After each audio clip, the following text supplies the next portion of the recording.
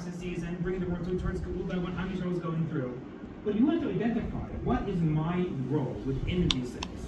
And once you identify what is my role within this large picture, you have to go for that 100,000,000%.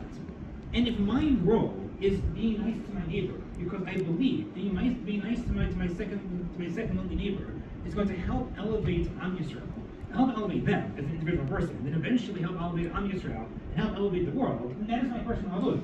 And I have to have a lot more focus and mental attention to my neighbor than to the prospect of nuclear war. Then to be aware of what's going on. But within the larger process, within these larger processes of being part of Am Yisrael, being part of the world, and bringing the world towards Geula, and to be aware of what is my personal avodah, and try to focus on that in terms of my activities, my energy, my mindset to the nth degree. And I think for myself, this is a secret which I come back to a lot these days, because I have a smartphone. I am on the news a lot. I think probably, you don't have to raise your hands, I'm sure a lot of us are on the news a lot. Does that mean you feature on the news? I am reading the news. Okay, sorry. I do not want to, I have no desire to be. I was just being silly, sorry. You should be. With these words, you should be. True. Amen. MS. But I am reading the news a lot. I can tell you how many different websites I flip through every time something happens in the news, just to see what's going on. And sometimes I stop myself and I think about this talk of the Lava tragedy. I'm like, you have to know what's going on. You have to be up to date. Does that mean checking every hour, checking every 3 hours, every 4 hours, checking once a day? Each person based on their own level of mental, based on how much knowledge they want about what's going on on a second day-to-day basis. But if I am spending more time flipping through the news than thinking about lonely people in my building, or saying more tehillim, or trying to help families of soldiers, and there's something wrong with the way I'm thinking about it. Because I'm only thinking about the large picture and the large processes, and there's nothing I can do about it in terms of me as an individual person living around my church. But what I could do is help families of soldiers who live near me, is to send chizuk notes to soldiers, is to do something that is within my capability of actually doing to help things along. And that, I think, is also part of what Rav Shloime was talking about. The bigger picture is so important, and it's there, and it motivates, and it energizes. It's something which the Rebbe taught us to think about. But we also have to think, what is my practical role within this broader thing? And reading the news 24/7, or having political conversations in the back of the shul or back of the medrash, that's not going to lead to something practical. It's better to spend your time and mental energy doing things that are more practical, that are more hands-on for the individual person who's in your building, who has a soldier in the army, or that person, or somebody in the middle or whatever else it is. So that's something which I felt also was a nice compliment to the themes of this. You guys time for one more? Yeah. Just maybe conclude with this.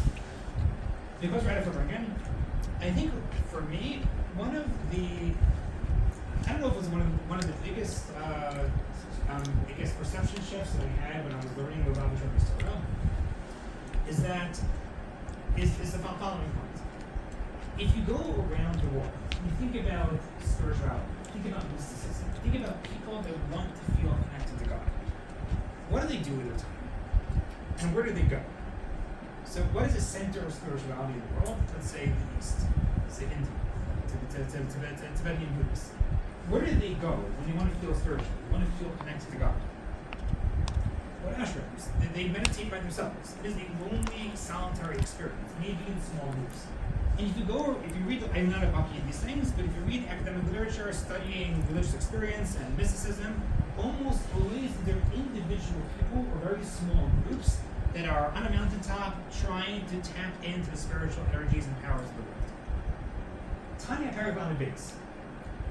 The Rebbe, over and over and over again, if you want to feel connected to God, you want to feel spiritual, you want to feel that your life has meaning beyond the material life that we all live. You want to feel connected to something transcendent. What do you have to do? Mitzvos?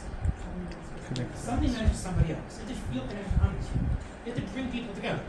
In the academic literature, it comes out that Hasidism, and Chabad in particular, is the first, or maybe the only, mystical movement, a movement that tries to get you to see beyond the material world that's here, to see the spiritual energies, to feel connected to Hashem on a regular basis, that also also is a social moment.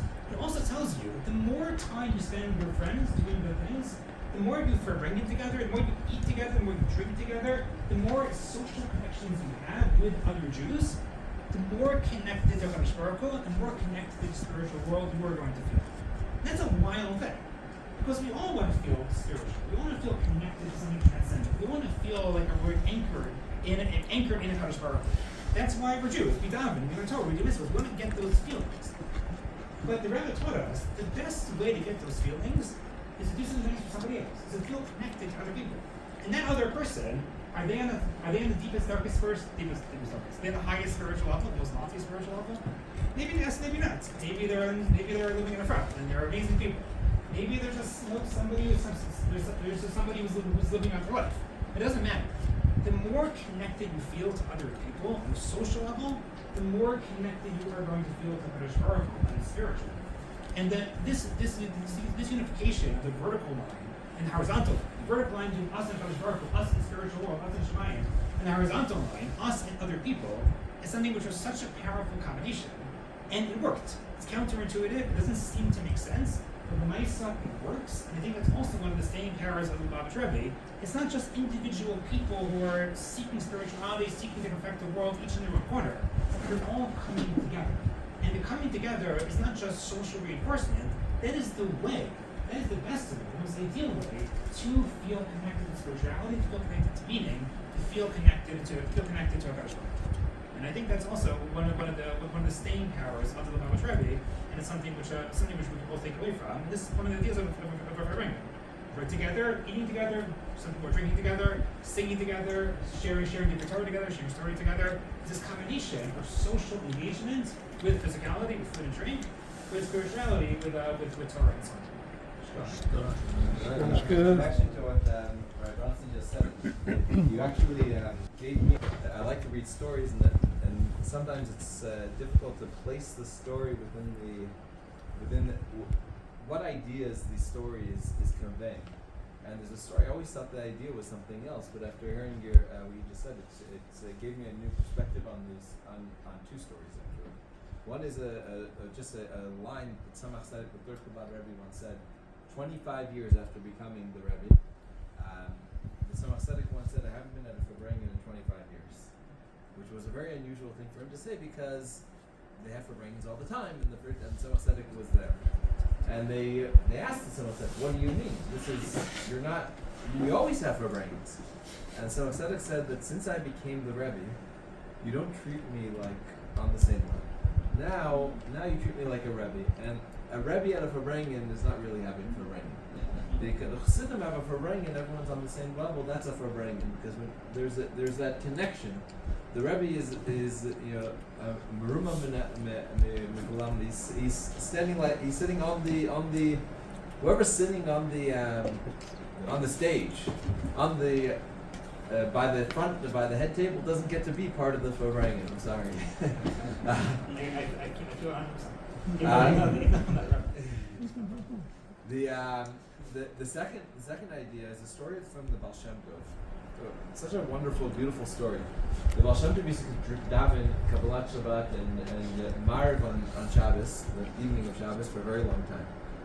And so long that the Talmidim would finish and they would wait for an hour or even more just for the Baal Shem Tov to finish. So they decided, listen, there's no reason for us to be here while the Baal Shem Tov is finishing davening. So what we're going to do is we're going to go home. We'll make Kiddush for our families. We'll have a little meal, and we'll come back before he finishes, and everything will be fine. So that's what they did the next Friday night. They decided to go home. They make Kiddush. They eat a little bit. They come back, and the Baal Shem Tov was waiting for them, as if he's been finished for a while. And he asked, "Where were you?" We went home to eat. We usually daven longer. Why did you daven so long this week? And the Baal Shem Tov explained, again with a MASHA. The Baal Shem Tov said that there was once a bird watcher, and he would go around watching birds with his group of friends, and he once finds a bird that's really way up in the tree, and you can't really see it. So he asks his friends to stand on each other's shoulders, and he climbs up all of them until he reaches the top. and he's watching the bird. Now, everyone on the bottom doesn't